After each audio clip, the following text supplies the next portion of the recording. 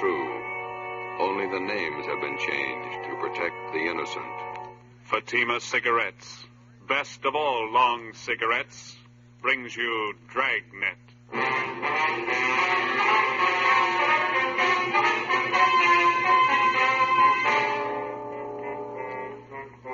You're a detective sergeant. You're assigned to homicide detail. A notorious hoodlum in your city has been shot to death. A gang war is threatened if his followers seek revenge. Your job, find the killers. If you want a long cigarette, smoke the best of all long cigarettes. Smoke king-size Fatima. Fatima is the long cigarette which contains the finest Turkish and domestic tobaccos, superbly blended to make Fatima extra mild. And that's why Fatima has a much different, much better flavor and aroma than any other long cigarette. That's why Fatima has more than doubled its smokers coast to coast. So, enjoy Fatima, the best of all long cigarettes. It's wise to smoke extra mild Fatima. It's wise to smoke extra mild Fatima.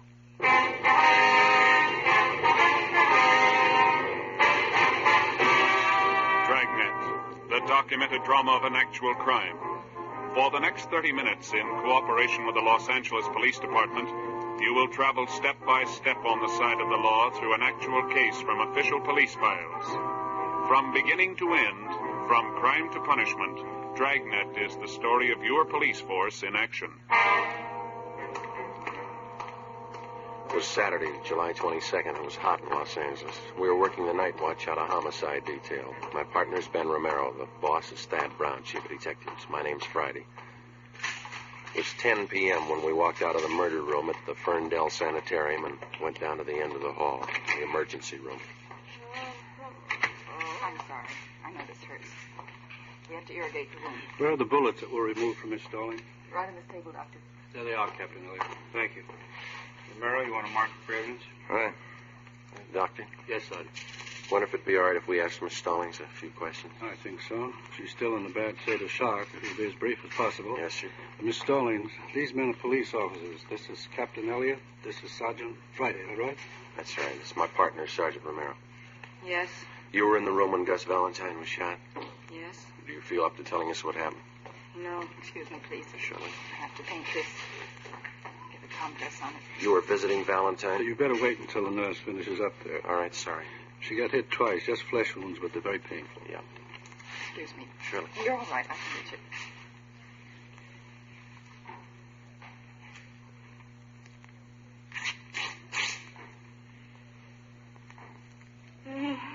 There.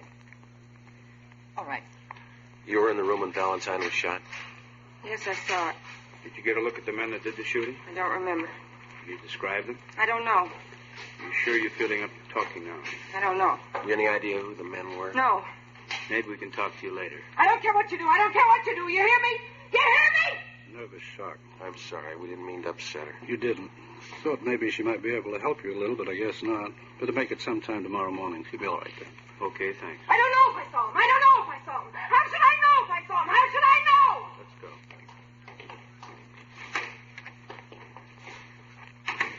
Well, it's too bad. Better have an ambulance move her up to county hospital. I don't think you should try to move her tonight. She needs the rest. All right, we'll have a detail of men stand watch here till she's moved. What time tomorrow could we see her? If you can make it close to noon, it'd be better. Good rest, she'd be all right. Better let me give you a ring. Right. Could you give us her full name and address? Yes, I have it right here. Ida Mae Stallings, 837 Downhill Street, Linwood. All right, thank you. Anybody else here in the sanitarium see the shooting? Well, I saw the men. I couldn't describe them, just their backs as they ran down the hall after the shooting. How were they built, do you remember? About average, I'd say. Hard to tell. How are they dressed? Well, one of them was wearing a hat, looked like some kind of summer hat. Straw? No, it was one of those, what am I trying to say? You know the kind. Was it an open weave hat? Oh, well, you know, very common in the summer. You mean a Panama? Panama, sure, that was it. White. What kind of suits did they have on? I couldn't tell you. I was in my office when I heard the shots. I came out in the corridor. They were just making for the back door. Anyone else see it? Sylvia Proctor, the nurse who was in the room at the time. Why'd they kill her? I don't know. Any of the patients, is it possible one of them might have seen him? Yes, one of them did see something. Bert Anderson. Like to talk with him? Yes, we would. And down this way, he's in room 38, just down the hall from the shooting. Uh-huh. I should tell you, Mr. Anderson lost his speech about 9 years ago. He uses a child's slate to write on. Why is he here in the sanitarium? He's old, 73, lives on a pension. Except for losing his speech, he's as sharp as a high school boy. Hello, Bert. Sorry to bother you after all the excitement. Yeah, all right. We won't keep you up long. It's after your bedtime. Would you hand me that box of chalk over there? Oh, yeah. Bert, these men are police officers. I want you to tell them what you know about the shooting tonight. Well, I thought you might have seen it. This is Captain Elliott from the Homicide Department. How you do, Mr. Anderson? And this is Sergeant Friday, that right? Yes, sir. How are you, sir? And this is Sergeant Romero. How you do, sir? Where were you at the time of the shooting, Mr. Anderson? Sitting in here with the door open. Huh? Did you get a good look at the men? What'd they look like? Question mark. I don't think he understands what you want to know. Yes, that's a tough one. Let's put it this way, Mr. Anderson. How many men were there? Let's take one of these two men. Can you describe one of them? That's the way, Captain. That slate's rather small, and he can only get so much on it at a time. He's like all of us. He wants to talk fast, and this is the only way he knows, so we have to make it easy for him. I understand. Built like the captain. Your bill, Skipper. Same man had a thin mustache. That's all I can tell you about him. How about the other man, Mr. Anderson? Can you describe him? Please. What's that second word? I can't make it out. Understand. Uh-huh. They were running very fast. Thanks. Yes, we understand. Did you see the other man at all? Fine. What can you tell us about him? All he could see was the man was wearing a hat. A white Panama hat, Mr. Anderson? He says yes. Was there anything peculiar about the way they walked or ran? Did one of them have a limp, for instance? Didn't notice anything. He says he didn't notice anything. Could you tell us anything about the men's faces? They passed by so quickly. I was worried about the gunshots. Yes, we can understand that, but do you think you could identify them if you ever saw them again? He says he could try. Could Mr. Anderson come downtown if we ever show up? I don't see why not. Bert gets around fine. Well, he wants to know why they killed Miss Proctor, the nurse. He says she was one of his best friends. We don't know, Mr. Anderson. Says he wishes he could talk. Maybe he could help you more. It's all right, Bert. You talk loud enough.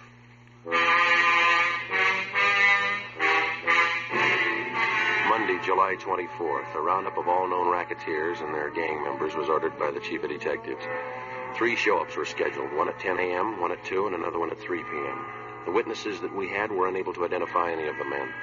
The incomplete descriptions we had of the suspects was not enough to help the artist in the crime lab to build a composite picture of the killers. No matter what approach we took, it seemed that we were getting nowhere. The immediate apprehension of the killers was not only important because of their danger to the private citizen, but because of the ever-present threat of an open shooting war between Gus Valentine's followers and members of the murder gang, whoever they were. 3:15 p.m. I got it. Homicide, Romero. Oh, Yali. All right, thank you. Crime lab. They make a run on those slugs you got at the hospital? Yeah, no match. Oh, that's great. How fouled up can it get? Yeah. Hi. Come on, Slow-Mo. I'm with you. Hi, Rombo. Cromwell's message here to call you why. Oh, yeah, I better do it right away. Just so the skipper told Strami and me to work with you guys on the Valentine thing. We can use all the help we can get. Joe, you slide the phone over? Oh, yeah, here you go.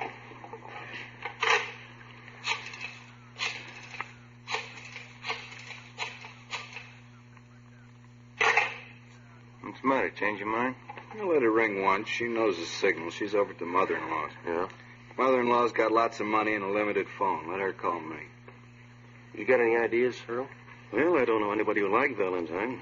A lot of them could have killed him. Just got word from the crime lab. There's no match on those slugs. And you didn't get anything out of the show-ups. No, no. Maybe that Stallings woman can give us something, huh? You haven't been out there yet? No, not yet. We've been sweating out the show-ups. Strami and I read your reports. Rough go. We had an idea. Yeah? Well, of Valentine's boys you didn't get around to yet. Who's that? Benny Davis. He was pretty close to him. Thought a lot of him. If anybody figures to take over his interest, it's probably Davis. You think advancement could have been the motive for him? No, he wouldn't kill him. Anyway, he couldn't have. Just got in from Florida this morning. It doesn't mean he couldn't have engineered it. Possible, but I doubt it. Stromey and I know his operation pretty well. Pulled him in on that Patterson killing 6 months ago. Checked back through his record. Never picked up carrying a gun. Well, it doesn't mean he couldn't get one in a hurry. I'm not going to guarantee, Davis, but I don't think he's your man, Joe. You got a line on him? Lives at the Churchill Arms out in Wilshire, near UCLA. All right, we'll talk to him. What was the name of that girl who was wounded, the one at the sanitarium? Ida Mae Stallings. We'll go out and talk to her if you like. Fine. Who's going to see the Stallings woman at the sanitarium? We are. The doctor just called in from out there. Oh, yeah? Says she got something important to tell us. What do you think? She ran with Valentine. She knew his friends. Yeah? Maybe she knows his enemies. As we planned, Detectives Rombo and Stromwell went out to the Ferndale Sanitarium to talk to Ida Mae Stallings. Ben and I drove out to the Churchill Arms apartments to see Benny Davis, one of Gus Valentine's close friends. He left a message with the desk clerk that he would be at his tailor's most of the day. The clerk gave us the address. It was an exclusive custom shop on Crescent Drive in the heart of Beverly Hills. Franklin Smith Limited was one of those places that featured imported Scotch tweeds and fine English woolens.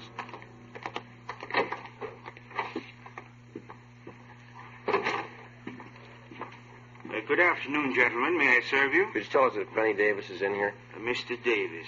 Yes, sir. Third fitting room. To the rear, on your left. Thank you. Come on. Look at that brown cloth over there, Joe. Yeah, that's Donegal tweed. That's nice fabric. I had me one of them once. Wears like iron. Oh, yes. This blue pinstripe certainly fits a great deal better than the brown one. You turn around. Yes, excellent fit. Yeah, looks fine. Yeah, I don't know if I like that right shoulder. Looks a little low, Mr. Davis. Excuse me? So this fitting room's taken, gentlemen. Benny Davis in here. Yeah, what is it? What if we could see you alone? What about? Confidential. No, Cedric, not like that. Pull the shoulder up. More padding, maybe. Oh, do you think so? I don't know if I agree, Mr. Davis. Well, you can see how it slopes off there. I like a good full shoulder. Well, you've got a good full cut here. Of course, too much padding is going to ruin the line of the jacket. I'd like more padding. Yeah, very well. A number 2 pad on the right shoulder and ease the armholes. Number 2 pad, right shoulder, ease armholes. What is it, income tax? What's the secret? We're police officers. Like to talk to you alone for a minute. All right, be finished in a second. That takes care of this one, Mr. Davis. You want 2-inch cuffs in the trousers? Yeah, on all of them. Cedric, be sure to get these sleeves short enough. I'd like lots of linen to show. Oh, yes, surely. Now, if you'll slip on the green tropical. Okay. I'll take the jacket. Thanks. Hey, want to tell me what it's all about? Rather talk to you alone. Here are the trousers. Okay. Good-looking suit, huh? Fine. Yeah, get all my stuff made here. I'll let Smith here make you a suit sometime. It's a fine suit of clothes. Yeah. Thank you, Mr. Davis. Your jacket, Mr. Davis. Right. That looks fine. Yes, the trousers just right. And go fullness on the back of the jacket here. Uh-huh. And take in the center seam. Take in center seam. How much? And bend. Raise the back. Raise the back. Shorten the collar. Shorten collar. Looks just fine. That's a nice soft roll of the lapels, isn't it? Yeah, good. All right, Mr. Davis. Now, how about the white Palm Beach? Nice Panama hat would go good with that one. I never wear them. I like a coconut palm with a wide puggree band. Only if you could hold off the next fitting for a minute. We won't keep you long. All right. Any place around here where it's private? We can use Smith's office. Okay, Frank? Certainly. Go right ahead, gentlemen. Thank you. Which way? Back here.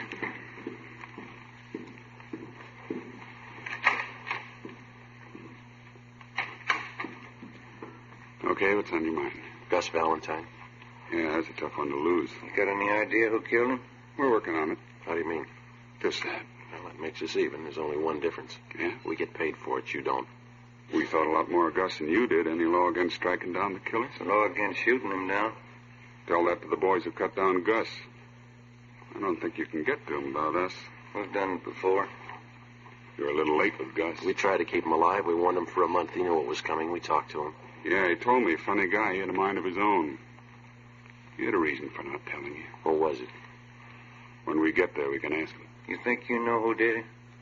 Won't be too tough to find out. Meantime, you can work it from your end. And if you get to him first? Maybe we'll give you a call. Now, you listen, Davis. I'll tell you the same thing we told Valentine. It's not open season for murder. This town's had all the shooting it's going to have. Valentine's killer's going to go to the gas chamber. That's the only way he's going to go. You understand? Nobody said any different. All right. And you can tell us what you know. Who do you think shot Valentine? I can't be sure. You've got somebody in mind? There's a dame. Who? Audrey Thompson. What about her? She runs around with a couple of guys. Yeah? There's never any love lost between them and Gus. They were always talking big about what they'd do if Gus got out of line. What'd they have against him? Business claimed Gus was squeezing them out. Was he? I never knew much about Gus's out-of-town business. That's where these guys are from. They're new in town. Figured Gus was cutting them off out here on the coast. Who are they? Shaker brothers, Bud and Carl. Where can we find them? I don't know. They're in town somewhere. What about this Audrey Thompson? Nice dame. Hard to figure. Husband died a year ago. Real nice woman. Been doing the town with the Shaker boys. Nobody could figure it. You think she's in on it? No, but she could finger him if anybody could. Lives at 8700 North Serrano. All right, Davis, thanks. What's the new wardrobe for? Going east to catch the new Broadway shows leaving Wednesday. Better hold off for a week, huh? All right. Come on, Ben.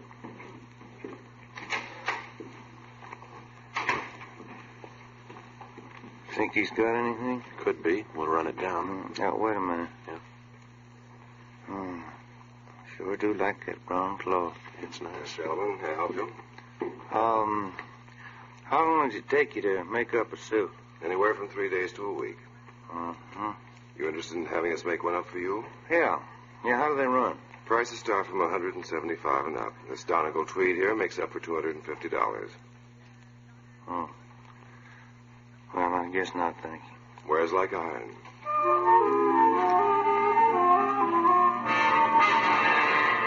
4:30 p.m. We drove out to 8700 North Serrano to the home of Audrey Thompson. There was nobody home. We went back to the office to check with Rombo and Stromwall. We drove in the Spring Street entrance of the City Hall garage.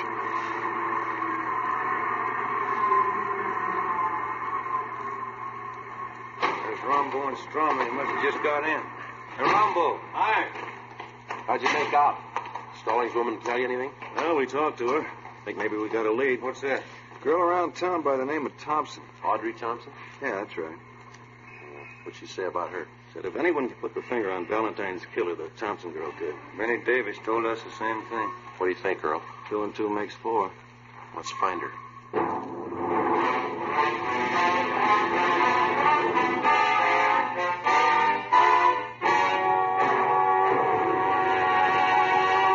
You are listening to Dragnet for the step-by-step solution to an actual police case.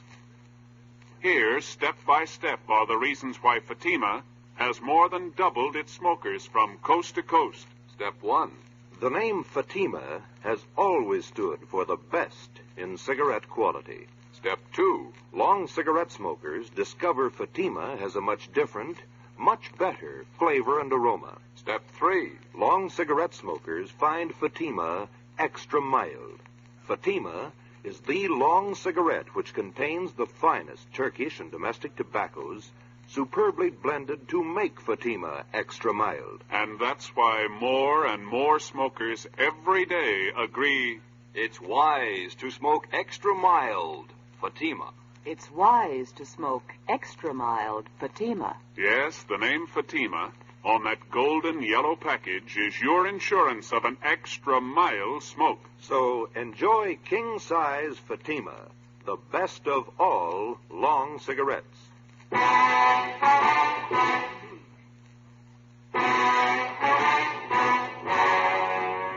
o'clock Monday afternoon.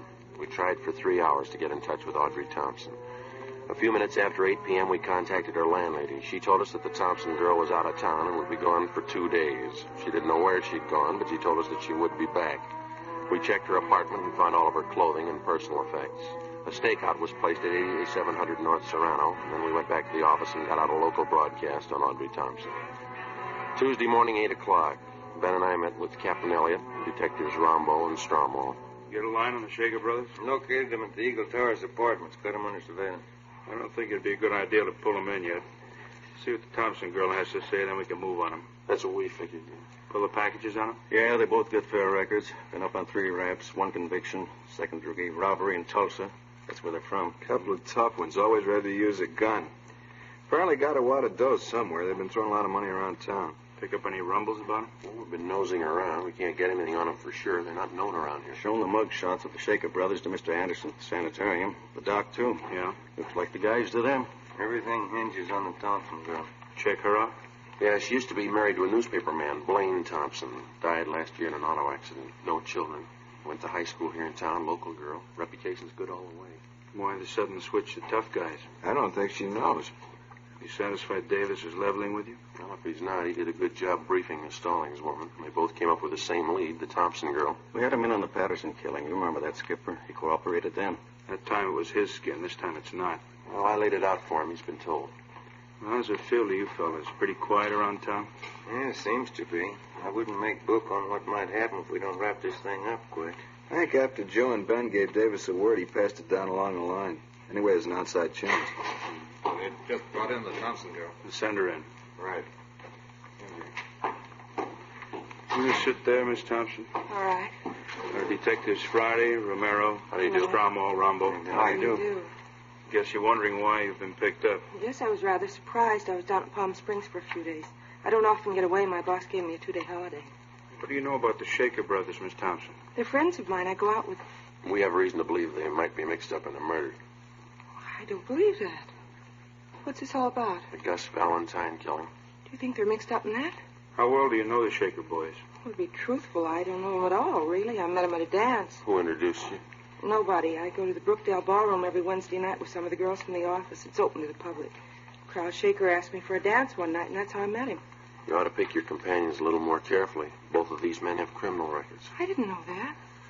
You've been out with them quite a lot, have you? I've known them a little over a month, yes.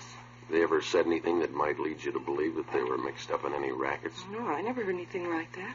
You're sure you never heard them discuss any business dealings of any kind? Yes, I'm sure. You've been seeing them quite a few night spots around Los Angeles with them, is that right? Yes, they always take me to some nice place. You always go alone with them? How do you mean? Which one of them do you go with, Bud or Carl? Well, I never really thought about it. Both of them, I guess. When you go out, they never take another girl along the party? No, just Bud, Carl, and myself. You go to most of the expensive clubs around town, is that right? Yes, like I said, we always go to some nice place. Did you ever wonder where they got the money?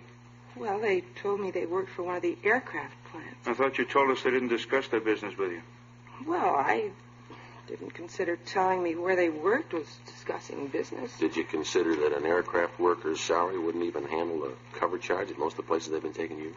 Well, no, I guess I was having too good a time to question it. You see, Miss Thompson, you could spend a great amount of time with people and not remember things about them. Now, you sure you've told us everything you know about the Shaker brothers? Yes. All right, that's all. If you find out something you think we should know, we'd appreciate it if you'd give us a call. Well, I won't be knowing anything about them because I'm going to stop seeing them. I didn't know they had criminal records. That's entirely up to you. I think it's only fair to warn you that if you do have any information you're withholding, it'll liable you to persecution. I understand. And I'm not going out with them anymore. I wouldn't let them know you've talked with us. If they are the men we're looking for, it might put you in danger. I'm not afraid of them. Neither was Gus Valentine. For the next 10 days, Audrey Thompson, along with the Shaker brothers, was kept under close surveillance. It was obvious that she'd either lied to us or changed her mind. She continued going out with them. She was seen in all the important night spots around town. Thursday, August 9th, we met with Captain Elliott. Skipper, maybe we better pull the Thompson girl in again for questioning. Let's hold off for a few more days. I'm afraid if we bring her down here again, the Shaker brothers could get wise. Since she decided to ignore what we told her, they might get rough with her. Why can't we move on them, shake down their apartment? If we're lucky enough to come up with a murder gun, we can work from there. I don't think so, Joe. The record and only one conviction. I think we'd be playing a long shot. That's the way it looks to me, Earl. Maybe something will break if we can hold out just a few days more. They're being watched awful close. If they try to move in any direction, our men will be with them. Friday. Yeah. Can you stop out here for a minute? Right. Excuse me. Sure. Back when you're through. Yes, sir. Yeah, the lady out here to see you. Thanks. Mr. Friday. Hello, Miss Thompson. I didn't stop seeing the Shaker boys. Yes, we know. What you men told me a couple of weeks ago just made me sick. To think I'd been going out with these men, been seen with them. I've never done anything like that in my life. Yes, ma'am. I decided to try and find out what you wanted to know. You didn't ask them any leading questions. Oh, no, I knew better than that. Last night we were out and they had a little too much to drink and they got to talking. Yeah. I didn't say anything. I let them talk and acted interested. Yeah? I confess now, I'm terribly frightened. I spent the night with my sister-in-law. Could I stay here till you get this thing straightened out? Certainly. We'll give you protection, Miss Thompson. Now, what'd they tell you? First, they got to talking about some girl called Ida May. I didn't catch the last name. Said they wondered if she saw them at the sanitarium. Yeah? Said they wished they'd finished the job that night, whatever that meant. Then Bud said, I don't think she saw us or we'd have heard. Anything else? Yes. Carl said, did you see the look on Gus's face when we opened up? Then what? They laughed.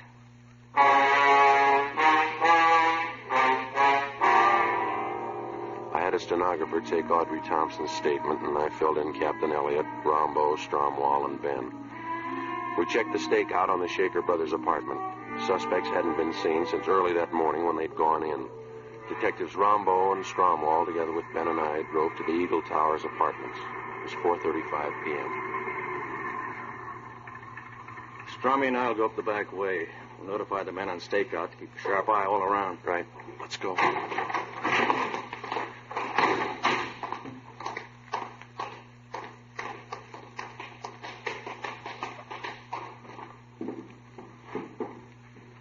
Apartment 410 is the top floor. Yeah. Let's take the elevator. Yeah.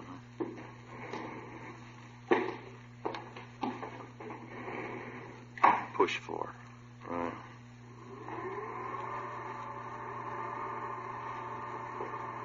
Just thinking. Yeah? That Thompson girl, long on nerve. This way.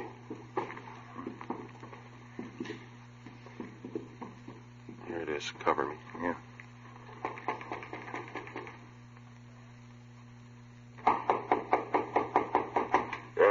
Police officers.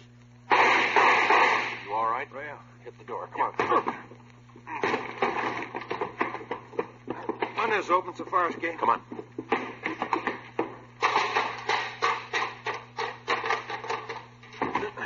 Here they go over by the ventilator. Watch it. There's Strummy and Rombo coming out the door into the roof. Rombo, watch it. They're up here. There goes one of them. Come on. All right, hold it right there.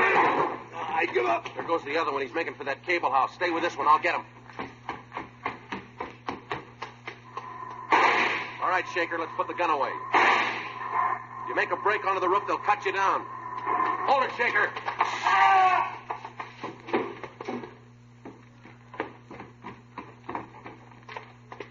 You all right, Joe? Yeah. Did you shoot him? No. He's trying to make it to the roof. He grabbed that hot terminal over there and knocked him cold. Oh, yeah. Move your foot, will you? Yeah. What's that? White Panama hat.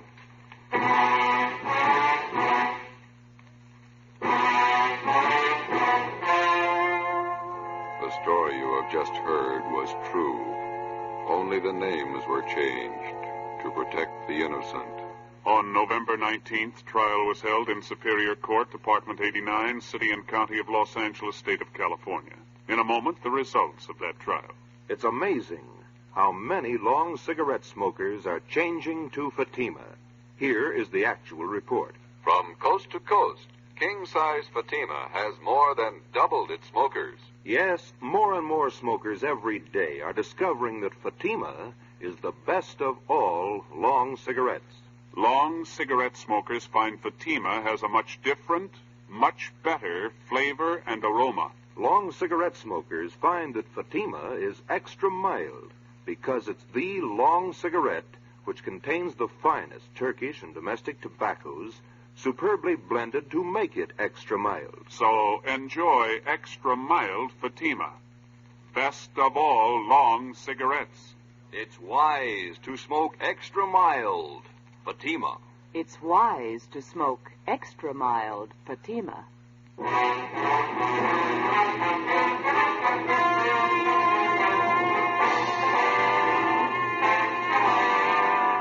Adolph Bud Shaker and his brother Carl Shaker were tried and convicted of murder in the first degree.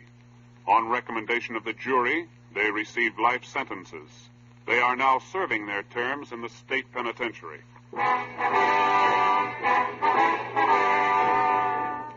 have just heard Dragnet, authentic cases from official police files. Technical advice for Dragnet comes from the Office of Chief of Police W.A. Wharton, Los Angeles Police Department. Fatima Cigarettes, best of all long cigarettes, has brought you Dragnet from Los Angeles.